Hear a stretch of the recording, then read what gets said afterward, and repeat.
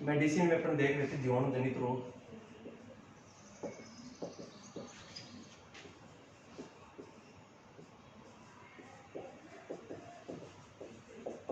जीवाणु जनित रोग में अपन ने क्या क्या देख लिया? सबसे पहले अपन ने एंथ्रेक्स के बारे में देखा था।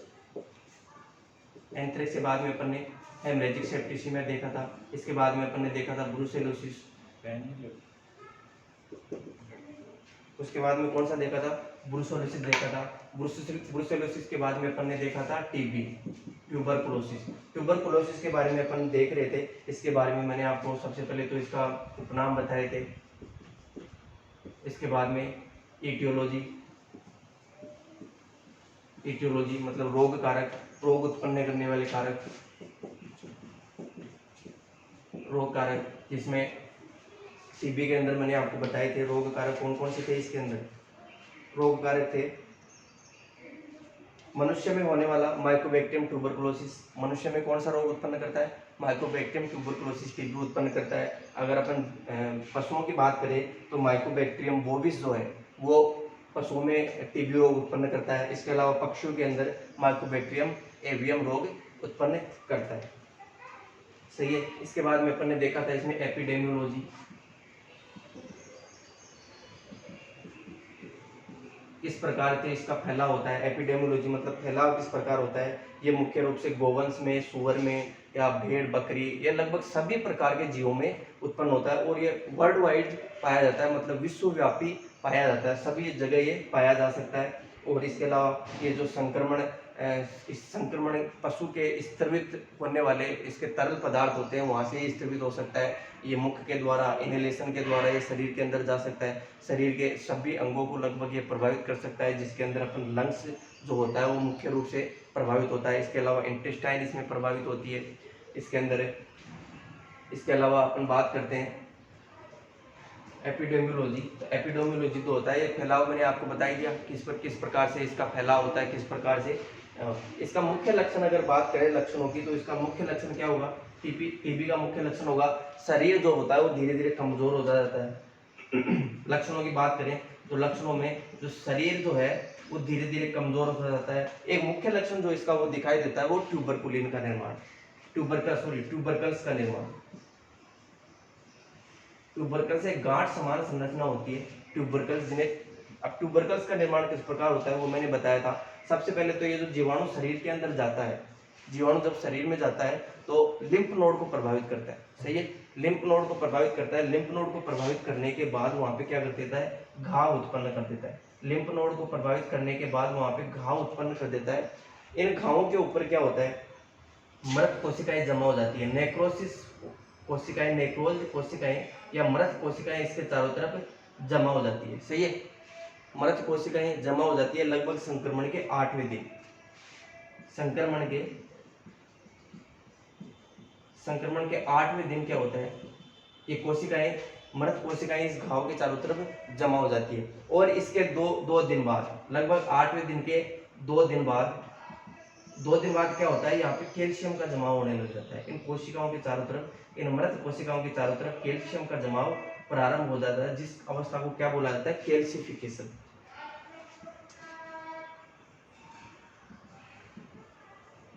कैल्सिफिकेशन कहा जाता है। तो ये जो संरचना बनी है इस संरचना को क्या नाम दिया? ट्यूबरकल्स। ये संरचना क्या कहलाती है? ट्यूबरकल्स कहलाती है, जो कि टीबी का, ट्यूबरकुलोसिस डिजीज है, उसका मुख्य लक्षण होता है। कौन? ट्यूबरकल्स का निर्माण होना। ये शरीर में विभिन्न अंगों में पाई जा सकती है, जैसे कि लंग्स में हो सकती है, आंत में हो सकती है, प्लिया में हो सकती है, लीवर में हो सकती है।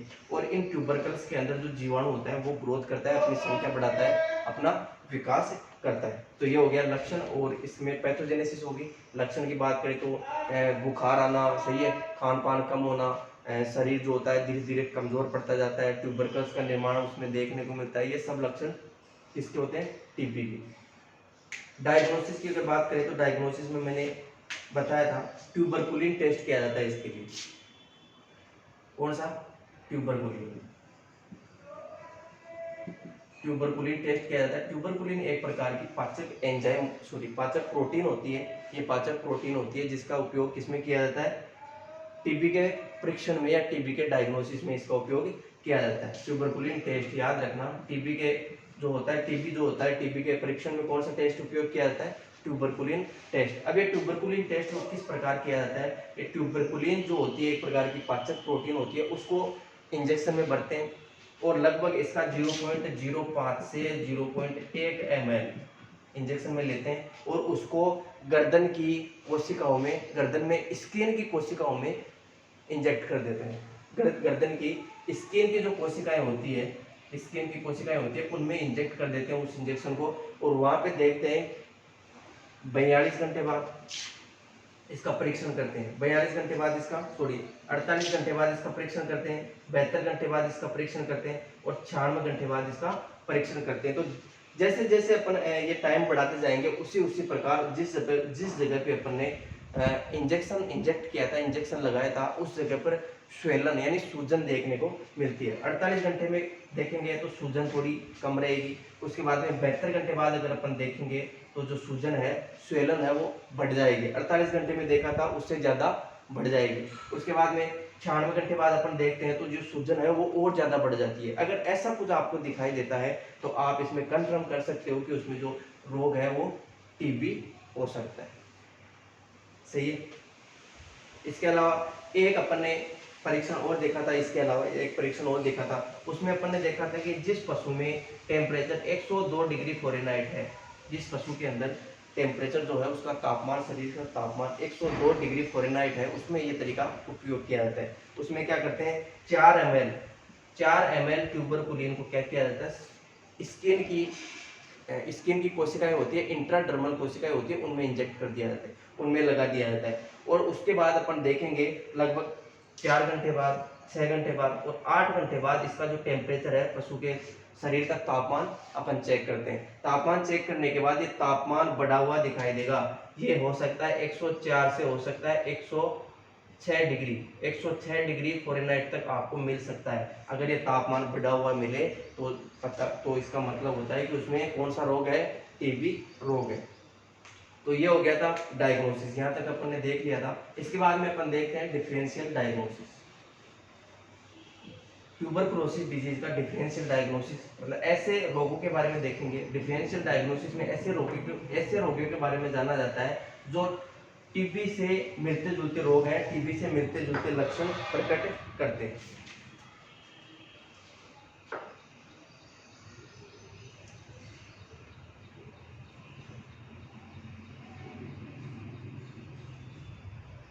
तो ट्यूबरकुलिन जो है, ट्यूबरकुलिन क्या है, एक प्रकार की प्रोटीन है जिसको शुद्ध प्रोटीन भी आप बोल सकते हो, शुद्ध प्रोटीन भी आप इसको बोल सकते हो। ट्यूबरकुलिन, ट्यूबरकुलिन एक प्रकार की प्रोटीन है जिसको शुद्ध प्रोटीन बोल सकते हो। सही है। इसके बाद में अपन देखते हैं डिफरेंशियल डायग्नोसिस, विभेदीय पहचान।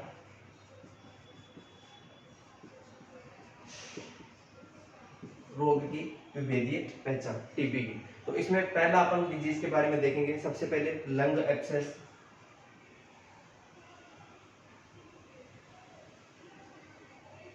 लंग एब्सेस, लंग एब्सेस का मतलब होता है लंग्स के अंदर मवाद पड़ना।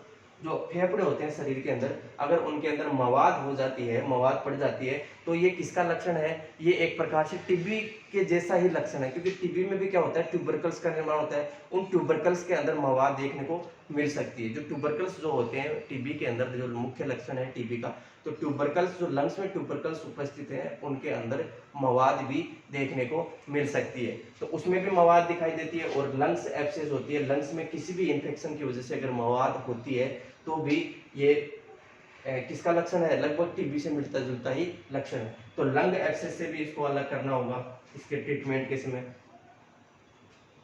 दूसरा pneumonia.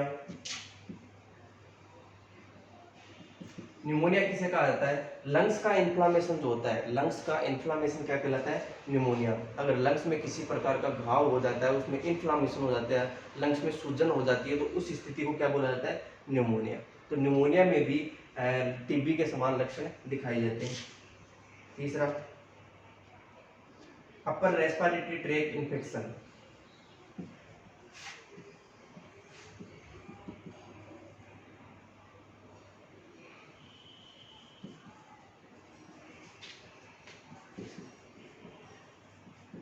Upper respiratory tract infection. Upper respiratory tract में कौन कौन से आते हैं? अपर रेस्पिरेटरी ट्रैक में ट्रेकिया आ गया, ब्रोंकियल्स आ गए। ट्रेकिया और ब्रोंकियल्स जो होती है वो अपर रेस्पिरेटरी ट्रैक। इसके अलावा अपर रेस्पिरेटरी ट्रैक में फेरिंग्स भी आती है। नेजल पैसेज जो होते हैं, नाक के जो छिद्र होते हैं वो भी उसके अंदर आते हैं। इसके बाद में लेरिंग्स आ गया, लेरिंग्स के बाद में ट्रेकिया आ गया, ट्रेकिया के बाद में ब्रोंकियल्स आ गए। ये क्या कहलाते हैं? अपर रेस्पिरेटरी ट्रैक कहलाते हैं। तो अपर रेस्पिरेटरी ट्रैक में भी अगर किसी प्रकार का इन्फेक्शन देखने को मिलता है तो भी उसको ट्यूबरकुलोसिस से अलग करना चाहिए ट्रीटमेंट के समय। ट्रीटमेंट के समय इसका भी ध्यान रखना चाहिए, अगर हो सकता है अपन ट्रीटमेंट कर रहे हैं टीबी का, लेकिन वो टीबी नहीं है, वो है अपर रेस्पिरेटरी ट्रैक में अगर इन्फेक्शन है तो अपने जो ट्रीटमेंट किया है वो सारा बेकार जाएगा। तो इसमें ये भी आपको पता होना चाहिए कि इसके अंदर टीबी है तो टीबी के साथ साथ इसमें अपर रेस्पिरेटरी ट्रैक भी जो इन्फेक्शन है जो वो भी हो सकता है। यूआरटी में इन्फेक्शन भी देखने को मिल सकता है। चौथा, बोवाइन ल्यूकोसिस।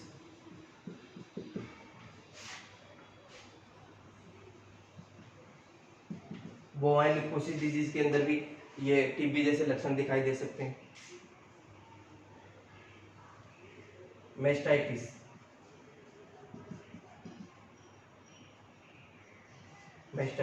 मेस्टाइटिस कंडीशन में क्या होता है? मेस्टाइटिस में भी क्या होता है? मवाद बनता है, सही है, मवाद बनते हैं या कई बार इसमें इन्फेक्शन भी हो सकता है। जो अडर होता है उसका इन्फेक्शन क्या कहलाता है? मेस्टाइटिस कहलाता है। तो मेस्टाइटिस की कंडीशन टीबी के कंडीशन के समान ही होती है। तो ये हो गया इसका विभेदीय पहचान होगी, इसकी डिफरेंशियल डायग्नोसिस हो गया। अब ट्रीटमेंट की अगर बात करते हैं अपन, टीबी का ट्रीटमेंट,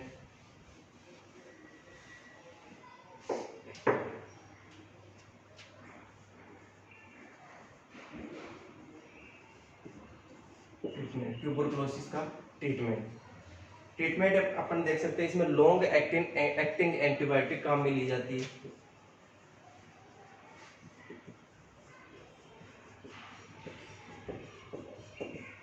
लॉन्ग एक्टिंग मतलब लंबे समय तक काम करने वाली जो एंटीबायोटिक है वो काम में ली जा सकती है, जैसे कि आइसोनियाजाइड एंटीबायोटिक की बात कर रहा हूँ मैं। आइसोनियाजाइड,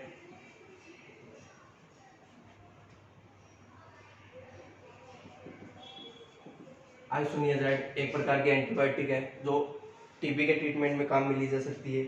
इसका डोज है वो 25 मिलीग्राम पर केजी बॉडी वेट, 25 मिलीग्राम पर केजी बॉडी वेट के हिसाब से इसको ओरली दिया जाता है। ओरली मतलब था मुख से, डायरेक्ट मुख के द्वारा दिया जाता है। दूसरी एंटीबायोटिक की अगर बात करते हैं तो दूसरी एंटीबायोटिक है स्ट्रेप्टोमाइसिन।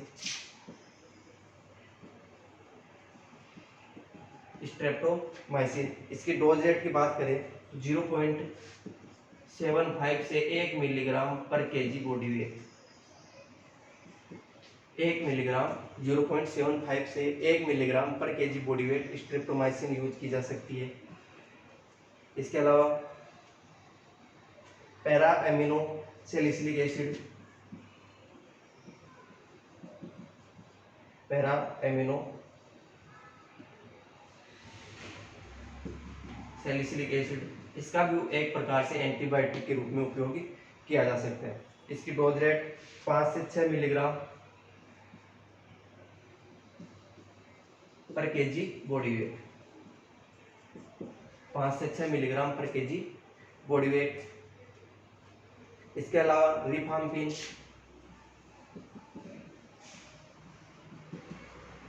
यूज की जा सकती है। रिफाम्पिन की अगर बात करें तो इसका डोज रेट है वो 10 से 20 मिलीग्राम पर केजी बॉडी वेट, 10 से 20 मिलीग्राम पर केजी बॉडी वेट। ये एंटीबायोटिक ट्रीटमेंट जो टीबी के ट्रीटमेंट में उपयोग की जा सकती है। आइसोनियाजाइड हो गया, स्ट्रेप्टोमाइसिन हो गया, पैरा एमिनो सैलिसिलिक एसिड हो गया, रिफाम्पिन हो गया, सही है। ये तो हो गया एंटीबायोटिक ट्रीटमेंट। इसके अलावा इसमें लक्षणात्मक उपचार भी किया जा सकता है। लक्षणात्मक उपचार जैसे कि लक्षणों के आधार पर उपचार करना, कि अगर बुखार उसको आ रहा है, तो जो एंटीपायरेटिक ड्रग दी जानी चाहिए।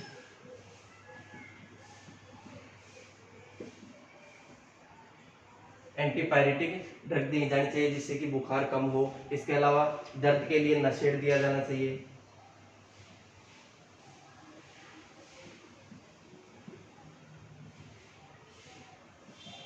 नशेड़ उसको दिया जाना चाहिए।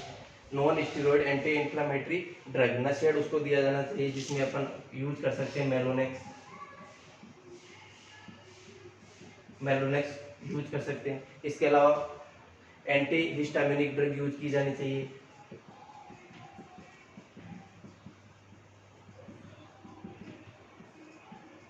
एंटी हिस्टामिनिक ड्रग जो हिस्टामिन जो होता है उसको, उसकी क्रिया को कम कर सके, जो एलर्जी की क्रिया को कम कर सके। इसके अंदर अपन देखते हैं, इसके अंदर एक तो एविल आ सकती है, जीट आ सकती है, सीपीएम आ सकती है।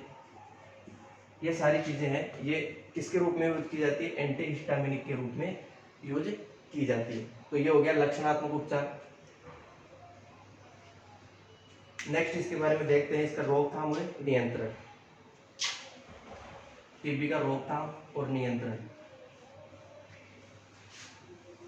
रोकथाम की अगर बात करते हैं तो रोकथाम की जाहिर सी बात है कि जो रोगी पशु है उसको स्वस्थ पशु से अलग रखना चाहिए। जो रोगी पशु है उसका ट्रीटमेंट जो है, ट्रीटमेंट, खान पान, वो सब स्वस्थ पशुओं से अलग होना चाहिए, क्योंकि ये जो डिजीज है ये एक पशु से दूसरे पशु में भी जा सकता है। तो जो रोगी पशु है, जो इन्फेक्टेड पशु है, वो स्वस्थ पशुओं से उसको अलग रखना चाहिए।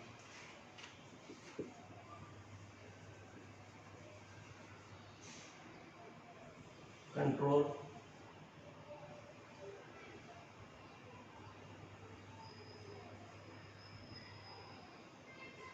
And prevention. Control and prevention. रोगी पशु को स्वस्थ पशु से अलग रखना चाहिए। पशुशाला की अच्छे से साफ सफाई रखनी चाहिए। पशुशाला में उपयोग किए जाने वाले जो इंस्ट्रूमेंट हैं, बर्तन आदि, वो सब चीज़ें साफ सफाई, उनकी भी साफ सफाई रखनी चाहिए। इसके अलावा टीकाकरण,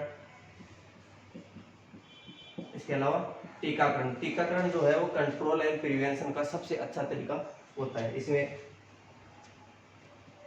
ट्यूबरक्लोसिस के लिए BCG नाम का टीका आता है, उसका उपयोग किया जाना चाहिए। इसका नाम है bacilli Calmette Guerin. Bacilli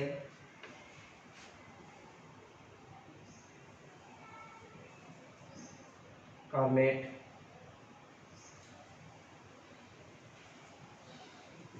Guerin vaccine. ये वैक्सीन किसके लिए उपलब्ध है? ये टीबी के लिए, टीबी के उपचार के लिए उपलब्ध है, या टीबी के प्रिवेंशन के लिए उपलब्ध है मार्केट में। तो ये इसका टीकाकरण हो गया। ये टीबी के बारे में कंप्लीट। नेक्स्ट डिजीज स्टार्ट करते हैं, पैराट्यूबरकुलोसिस।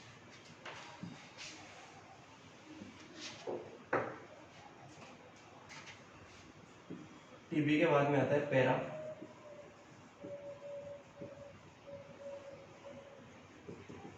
ट्यूबरकुलोसिस। पैराट्यूबरकुलोसिस है, इसका उपनाम क्या है? उपनाम के रूप में इसको जोन्स डिजीज के नाम से भी जाना जाता है।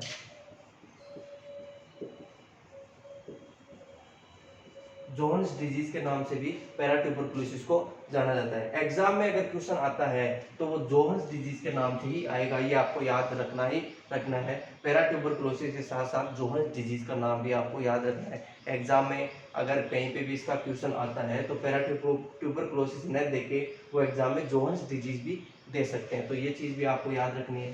साथ में इसका उपनाम क्या हो गया? Jones disease.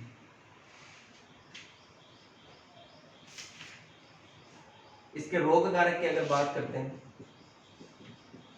Aetiology,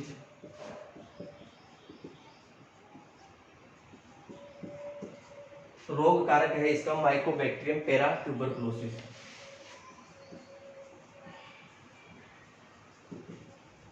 Mycobacterium पैराट्यूबरकुलोसिस।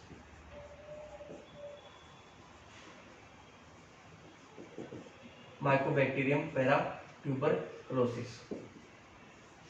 Mycobacterium पैराट्यूबरकुलोसिस, ये आपको याद रखना है। रोग कारक पैराट्यूबरकुलोसिस डिजीज का रोग कारक कौन सा हो गया? माइकोबैक्टीरियम पैराट्यूबरकुलोसिस। अब माइकोबैक्टीरियम पैरा ट्यूबरकुलोसिस जो है वो एक छोटा ऑर्गेनिज्म होता है, छोटा छड़नुमा, छोटा छड़नुमा ऑर्गेनिज्म होता है जो अगतिशील होता है। क्या होता है? अगतिशील होता है। इसके अलावा वायवीय शोषण करता है, वायवीय शोषण इसमें पाया जाता है। छोटा हो गया, छड़नुमा हो गया, अगतिशील हो गया और वायवीय शोषण इसमें देखने को मिलता है। बीजाणु का निर्माण नहीं करता, बीजाणु निर्माण नहीं करता, बीजाणु निर्माण नहीं करता। बीजाणु निर्माण सिर्फ एक ही रोग के अंदर अपन को देखने को मिला था, किसमें? एंथ्रेक्स के अंदर। एंथ्रेक्स ऐसा जीवाणु था जो बीजाणु का निर्माण करता है। स्पोर फॉर्मिंग एक इसमें प्रोसेस पाया जाता है। इसके अलावा सभी बाकी जो भी अपने रोग देखे, बाकी सारे डिजीज देखे, उनमें किसी में भी बीजाणु निर्माण नहीं था। तो पैरा ट्यूबरकुलोसिस है वो भी बीजाणु का निर्माण नहीं करता है।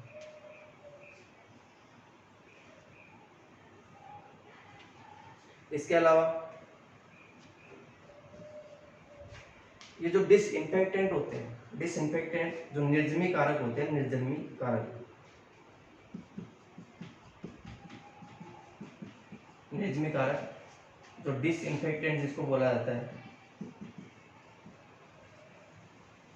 जिनसे किसी भी बर्तन की या पशुशाला की जिनसे साफ सफाई की जाती है, ऐसे केमिकल जो जीवाणुओं को मारने का काम करते हैं या जीवाणु की वृद्धि को रोक देते हैं, जैसे कि फिनोल हो गया, अल्कोहल हो गया, ये सब चीज़ें जो अपन पशुशाला में यूज करते हैं जीवाणुओं के मारने के लिए या उन पशुशाला की या बर्तनों की साफ सफाई के लिए, उनको क्या बोला जाता है? डिसइंफेक्टेंट उनको बोला जाता है। तो ये क्या होता है? रोग कारक अपन बात करते हैं माइकोबैक्टीरियम पैरा ट्यूबरकुलोसिस की, जो डिसइंफेक्टेंट के प्रति ये संवेदनशील होता है। डिसइंफेक्टेंट के प्रति ये संवेदनशील होता है, मतलब डिसइंफेक्टेंट से इनको मारा जा सकता है। क्या हो गया? इसके रोग कारक नाम हो गया जोन्स डिजीज, जो भी आपको याद रहता है। रोग कारक एटियोलॉजी माइकोबैक्टीरियम ट्यूबरकुलोसिस, जो कि छोटा होता है आकार में, छड़नुमा होता है, अगतिशील होता है और इसके अंदर वायवीय शोषण देखने को मिलता है। बीजाणु का निर्माण ये नहीं करता है। निर्जमी कारक से इसको नष्ट किया जाता है, किया जा सकता है। डिसइंफेक्टेंट से इसको नष्ट किया जा सकता है, जैसे कि फिनोल हो गया, एथाइल अल्कोहल हो गया, इनसे इसको नष्ट किया जा सकता है। नेक्स्ट बात आती है एपिडेमियोलॉजी।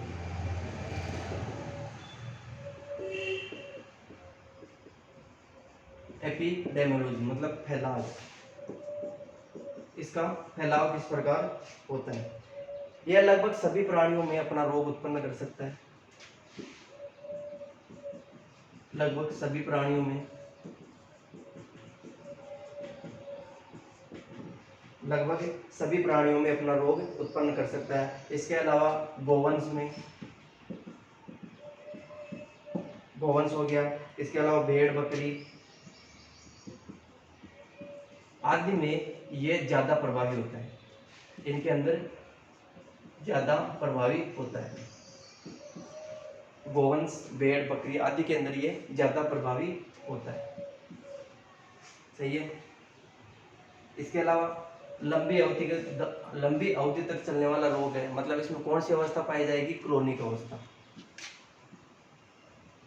क्रोनिक स्टेज मतलब लंबी अवधि तक चलने वाला रोग।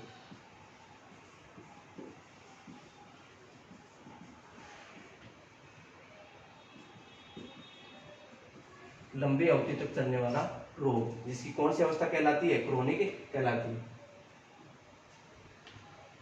इसके अलावा इसका जो संक्रमण होता है वो आहार नाल के द्वारा भी हो सकता है, मतलब भोजन के द्वारा, भोजन के द्वारा इसका संक्रमण हो सकता है। इसके अलावा गर्भित पशु से उसके शिशु में जा सकता है, गर्भित पशु से भ्रूण में जा सकता है, गर्भित पशु से भ्रूण में जा सकता है, भोजन के द्वारा शरीर के अंदर ये जा सकता है। संक्रमित प्राणी के दूध के द्वारा भी ये फैल सकता है।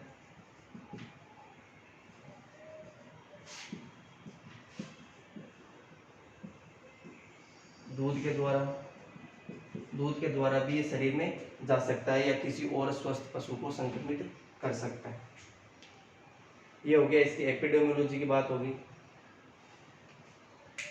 नेक्स्ट अपन देखते हैं इसमें पैथोजेनेसिस।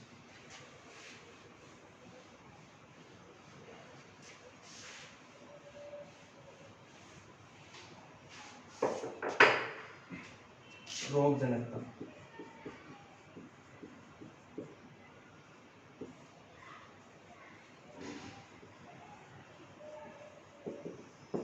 देखो, रोग जनकता की अगर बात करते हैं तो ये सबसे ज्यादा जो अफेक्टिव करता है वो डाइजेस्टिव सिस्टम को अफेक्ट करता है। मेनली डाइजेस्टिव सिस्टम जो होता है, पाचक तंत्र जिसके अंदर आहार नाल आती है, उसको ये सबसे ज्यादा अफेक्ट करता है। आहार नाल को ये सबसे ज्यादा अफेक्ट करता है। सबसे पहले ये जब शरीर के अंदर प्रवेश करता है तो शरीर के अंदर प्रवेश करके ये क्या करता है, लिम्फ ग्रंथियां होती है, लिम्फ नोड्स जो होती है, लसिका ग्रंथियां, सबसे पहले लसिका ग्रंथियां वो ये प्रभावित करता है। जब ये शरीर के अंदर प्रवेश करता है, माइकोबैक्टीरियम पैरा ट्यूबरकुलोसिस जो बैक्टीरिया है वो शरीर के अंदर प्रवेश करता है, तो ये कहाँ जाता है, ये लसिका ग्रंथिकाओं को प्रभावित करता है। और आंत की लसिका ग्रंथि, आंत के आसपास पाई जाने वाली जो लसिका ग्रंथिकाएं हैं उनको ये सबसे ज्यादा प्रभावित करता है। इसके बाद में ये आंत में आएगा, सही है, आंत में आएगा। आंत में जाने के बाद इसके म्यूकोसा में प्रवेश करेगा। म्यूकोसा व सब म्यूकोसा, म्यूकोसा और सब म्यूकोसा। म्यूकोसा सब म्यूकोसा ये क्या होती है, ये आहार नाल के भाग होते हैं, सही है।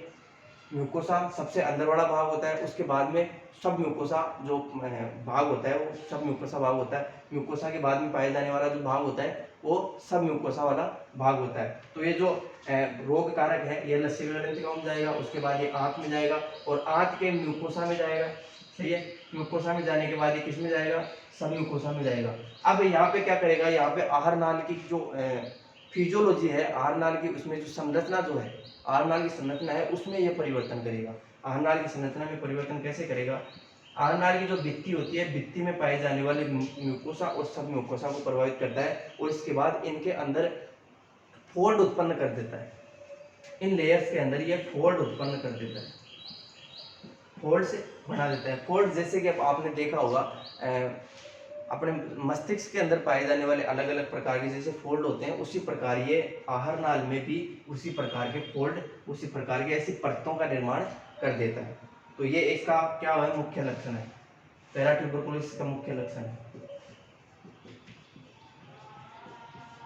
मुख्य लक्षण, अगर किसी भी कोई रोग, कोई पशु है वो पैरा ट्यूबरकुलोसिस के द्वारा अगर उसकी डेथ होती है, उसका पोस्टमार्टम किया जाता है और अगर आपको पोस्टमार्टम करके पता लगाना हो कि इसका जो मृत्यु है, इसकी डेथ किस वजह से हुई है, सही है, तो अगर आपको आहार नाल में अगर ऐसे फोल्ड्स दिखाई दे, आहार नाल के अंदर अगर ऐसे फोल्ड्स दिखाई दे तो आपको समझ जाना है कि उसमें कौन सा रोग हुआ है, पैरा ट्यूबरकुलोसिस रोग उसमें हुआ है, सही है। तो ये फोल्ड्स म्यूकोसा और सब म्यूकोसा, ये भी आपको याद रखना है कि आहार नाल की कौन सी ऐसी लेयर्स होती है, कौन सी परतें होती है जो इसमें मुख्य रूप से प्रभावी होती है, कौन सी, म्यूकोसा और सब म्यूकोसा। म्यूकोसा और सब म्यूकोसा में क्या होता है, फोल्ड्स उत्पन्न हो जाते हैं, किसके द्वारा, इस बैक्टीरिया के द्वारा, जो कि एक प्रकार का मुख्य लक्षण है, इसका मुख्य लक्षण है। इन फोल्ड्स को क्या कहा जाता है, इन फोल्ड्स का एक नाम दिया गया है जिसको कोरुगेशंस कहा जाता है। ये फोल्ड्स बनाने का जो प्रोसेस है उसको कहा जाता है कोरुगेशन।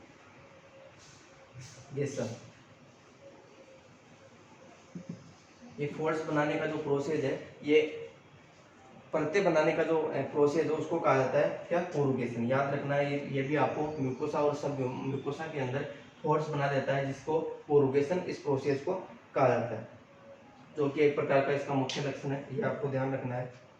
इसके अलावा इसके अंदर, पशु के अंदर ये फोल्ड्स बनने की वजह से क्या होगा, फोल्ड्स बन जाएगा, कोरुगेशन हो जाएगा, तो जो एब्जॉर्प्शन होता है, जो भी भोजन पशु खाता है उसका अवशोषण नहीं हो पाएगा, छोटी आंत के अंदर इसका अवशोषण नहीं होगा, भोजन का अवशोषण नहीं हो पाएगा, और अवशोषण नहीं होगा तो क्या होगा, पशु में दस्त हो जाएगी, डायरिया हो सकता है,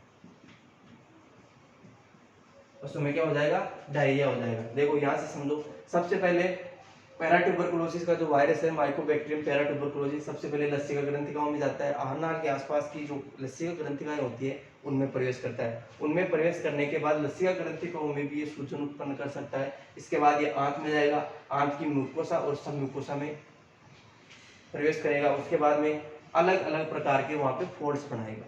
इन फोल्ड्स को क्या कहा जाता है, कोरुगेशन, जो कि एक प्रकार का इसका मुख्य लक्षण है। आपको याद रखना होगा, जैसे कि टीबी की बात थी तो टीबी में मुख्य लक्षण क्या था, ट्यूबरकल्स का निर्माण करना, अलग अलग ऑर्गन्स में गांठों का निर्माण करना, ट्यूबरकल्स का निर्माण करना। किसकी, ये मुख्य लक्षण किसका था, टीबी का, ट्यूबरकुलोसिस का।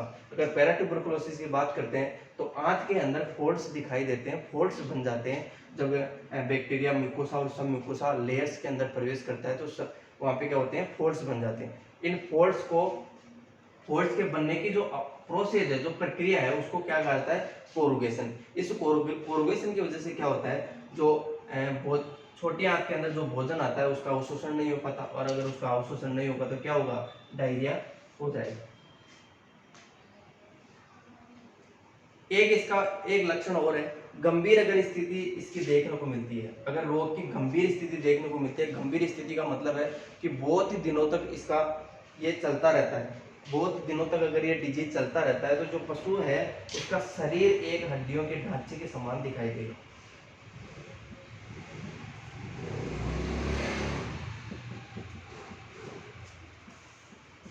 जो पशु का शरीर है वो एक हड्डियों के ढांचे के समान हो जाता है अगर लंबे समय तक ये डिजीज चलता है तो। अगर पहले पहले इसका इलाज कर दिया जाता है और तब तो इसमें कोई दिक्कत नहीं है, तब तो अगर लंबे समय तक ये डिजीज चलता है तो उसमें जो शरीर होता है वो हड्डियों के ढांचे के समान हो जाता है।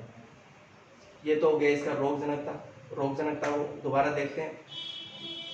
शरीर में प्रवेश करेगा, शरीर में प्रवेश करने के बाद लसिका ग्रंथिकाओं में अपना विकास करेगा, अपनी वृद्धि करेगा, सही है, उनके अंदर क्या करेगा, स्वेलन उत्पन्न करेगा। उसके बाद में ये आंत में जाता है, आंत में जाने के बाद उसके म्यूकोसा और सब म्यूकोसा में जाएगा, वहाँ पे फोल्ड्स बनाएगा, अलग अलग प्रकार के जो लेयर्स बनाएगा, लेयर्स बनने की प्रोसेस को क्या कहा जाता है, कोरुगेशन। और ये कोरुगेशन का होना इस रोग का मुख्य लक्षण कहलाता है, सही है। इसके बाद में क्या होगा, कोरुगेशन अगर उत्पन्न हो गया, अलग अलग प्रकार के फोल्ड्स उत्पन्न हो गए आंत में, तो एब्जॉर्प्शन प्रोसेस नहीं होगी, अगर एब्जॉर्प्शन नहीं होगी तो क्या हो जाएगा, डायरिया हो जाएगा। इसके अलावा शरीर जो होता है वो लंबे समय तक अगर ये डिजीज चलता रहे तो जो शरीर होता है पशु का वो हड्डियों के ढांचे के समान हो जाता है। ये वो इसकी रोगजनकता।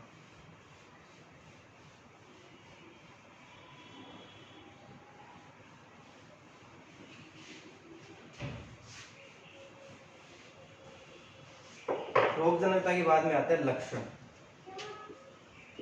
पशु में कौन कौन से लक्षण दिखाई देते हैं,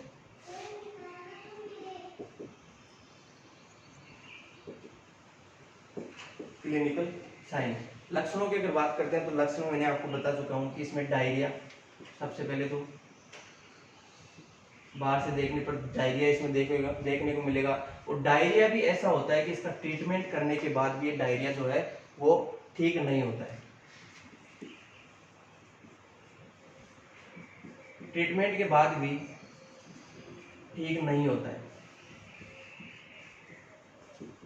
जो डायरिया होता है वो ट्रीटमेंट के बाद भी, इसके उपचार के बाद भी ये ठीक नहीं हो पाता है, ऐसा इसमें डायरिया देखने को मिलता है। इसके अलावा डायरिया में किसी प्रकार की गंध नहीं आती है, गंध नहीं आती है डायरिया में। जो दस्त है, दस्त में गंध नहीं देखने को मिलेगी आपको, डायरिया में गंध नहीं आएगी। प्राणी जो होता है, पशु जो होता है, निरंतर कमजोर होता जाता है।